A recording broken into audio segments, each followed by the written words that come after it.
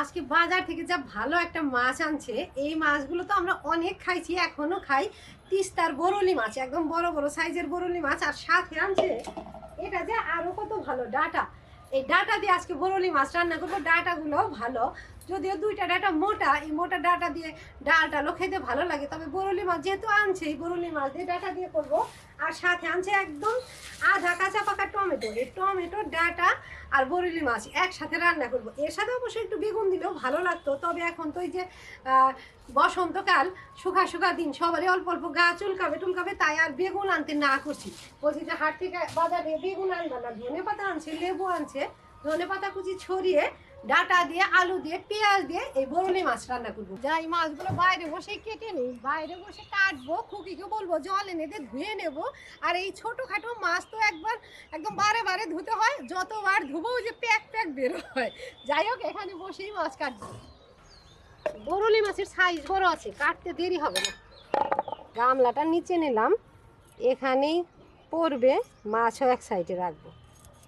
আমাদের শিলিগুড়িতে যেমন বরলি মাছটা একদম অ্যাভেলেবল, পন্ডি বাড়িতে গেলে বেশিরভাগ খাওয়া হয় মলা মাছ, একদম তরতাজা ভাগ। আর মরলা মাছ, মলা মাছের মধ্যে, মরলা মাছের মধ্যে অন্য অন্য মাছও থাকে, ওগুলো নদীর মাছ। তোরসা নদী তো কাছে, ওই তোরসা নদীর মাছ, ওগুলো খেতে ওগুলো সেই স্বাদ লাগে।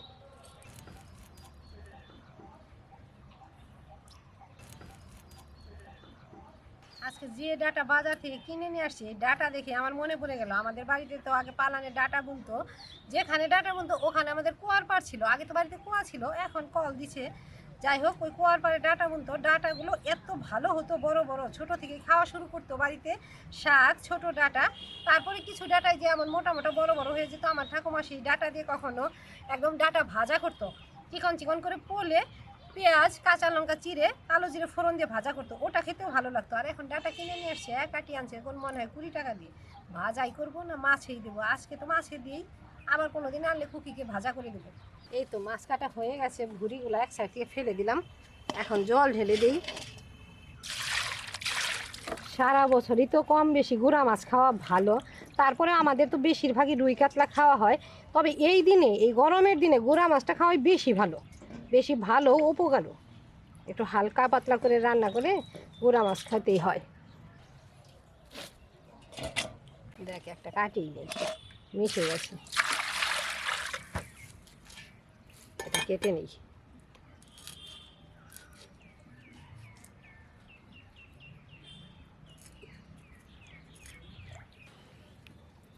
সিমেন্টের মধ্যে অল্প জল ঢেলে দিছি। এই যে এখন মাছগুলো অল্প অল্প একটু ঘষা দিব, তাই আঁশ উঠে যাবে। যদিও স্টিলের গামলাতে না ধুয়ে মাটির কোনো হাঁড়িতে ধুতাম, তবে তো ওই যে এমন করে খসলেই উঠে যেত। এখন তো আর সে ব্যবস্থা নাই, এটার মধ্যেই ডলে ডলে আঁশ উঠিয়ে নিই। এই তো প্রত্যেকটা মাছ থেকে আঁশ উঠে গেছে, এখন গামলাতে তুলে আরও কয়েকবার ধুয়ে নেব।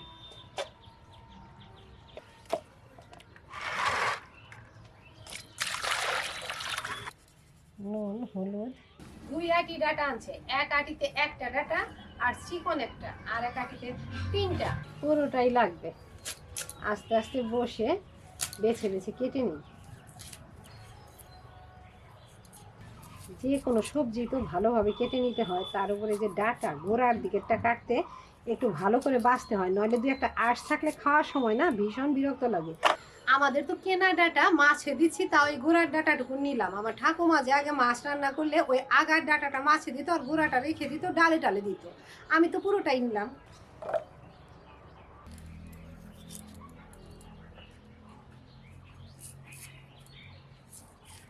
ছোট সাইজের 3টা টমেটো নিলাম, 2টা পেঁয়াজ একবার ছিলে রাখি।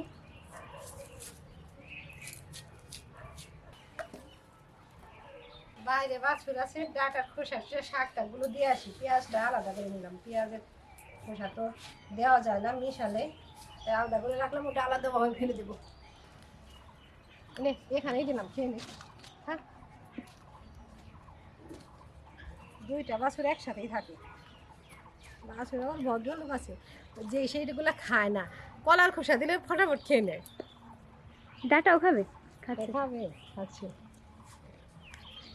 উনুন জ্বালিয়ে নিচ্ছি, এখন উনানে কড়াইটা বসাই। উনান তো আজকে আরো তাড়াতাড়ি জ্বলে গেছে, সকালবেলায় যে রান্না বাড়ি হয়েছে উনান গরমই ছিল।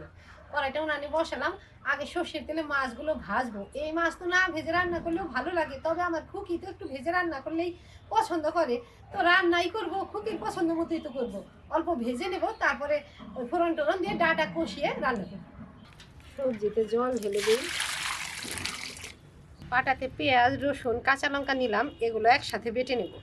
পেঁয়াজটা অল্প থেতলে নেই, তাড়াতাড়ি বাটা হবে।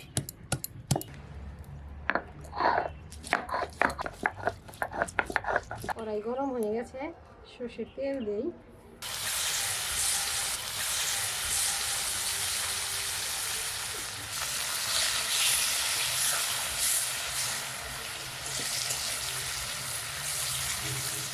পেঁয়াজ টমেটোগুলো কেটে নিই, কিছু পেঁয়াজ ফোড়নে দেবো আর কিছু পেঁয়াজ এমনি নিয়ে দেবো ডাটার সাথে।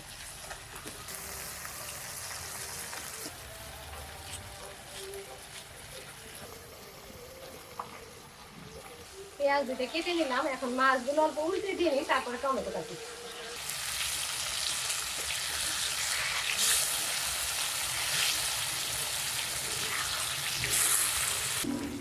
টমেটো ডাটার মতো লম্বা লম্বা করে কাটবো।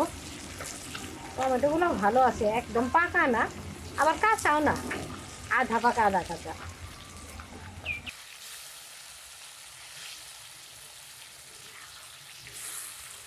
মাছগুলো ভাজা হয়ে গেছে, নামিয়ে দিই। নামিয়ে দিয়ে কালো জিরে ফোড়ন দিয়ে আর অল্প পেঁয়াজ ফোড়ন দিয়ে সবজি বসিয়ে দিই। ফোড়নে দিলাম কালো জিরে, পেঁয়াজ কুচি,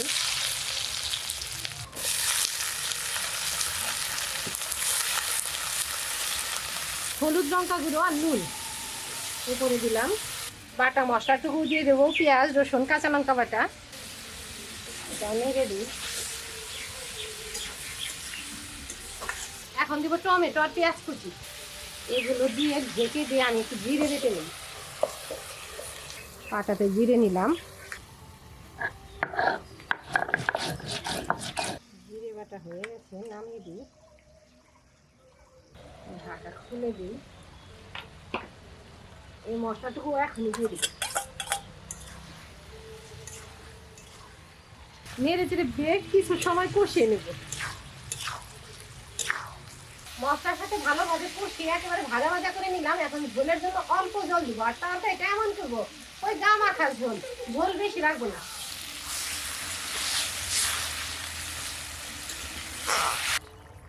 ধনে পাতাগুলো বেছে নিই, পুরোটা লাগবে না, এখান থেকে অল্প দিব।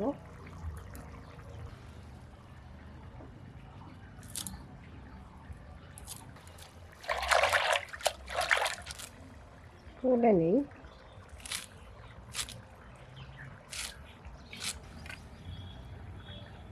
এদিকে তরকারি জাল হয়ে গেছে, এখন ভাজা মাছ ধনেপাতা কুচি ছড়িয়ে অল্প সময় উনানে বসিয়ে রাখবো, আর জাল দিতে হবে না, তবে যতটুকু আঁচ আছে এতেই হয়ে যাবে।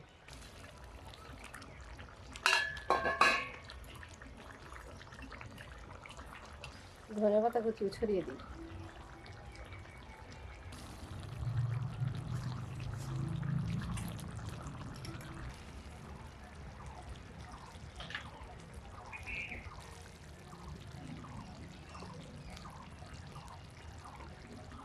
উনানে বসিয়ে রাখছিলাম, উনানের শেষ আঁচটুকু লাগছে, তরকারিটাও একদম মাখা মাখা হয়ে গেছে, এখনই ঢেলে দেবো।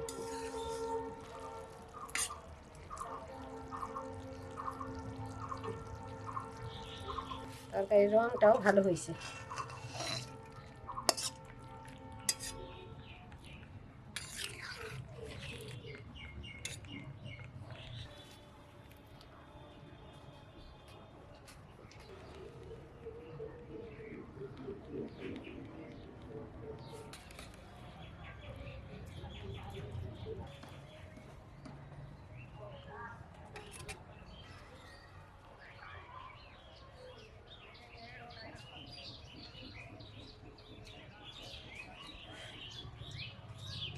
ঝাল ঝাল হয়েছে, গুঁড়া মাছের তরকারি একটু ঝাল ঝাল হলে খেতে ভালো লাগে। এখন তো একটু বেছে টেছে খাই মাছ, ছোটবেলায় তো আর বেশি খেতাম না, অমনি খেতাম। এখনো আমি বাঁচতে চাই না, খুকি বলে বেছে খাও না, এবার কাটা ফুটবে।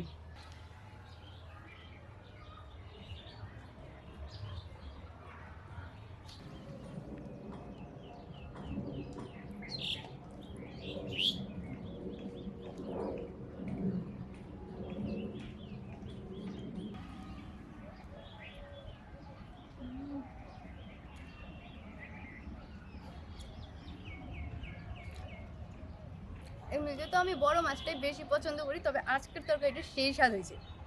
তার উপর আবার মাছ ভেজে রান্না করছে। ভেজে রান্না করলে আমার বেশি ভালো লাগে, মার ভালো লাগে না।